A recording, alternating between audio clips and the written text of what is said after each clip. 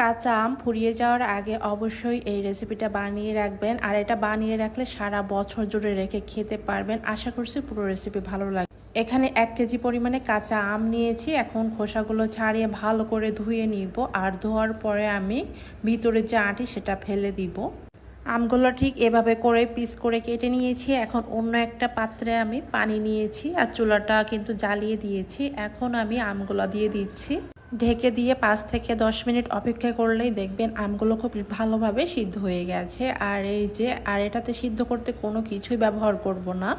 আমটা সিদ্ধ হয়ে গেছে, এই যে দেখেন। এখন আমি এটা গরম অবস্থায় নামিয়ে নিব। গরম গরম অবস্থায় এই কাজটা অবশ্যই করতে হবে।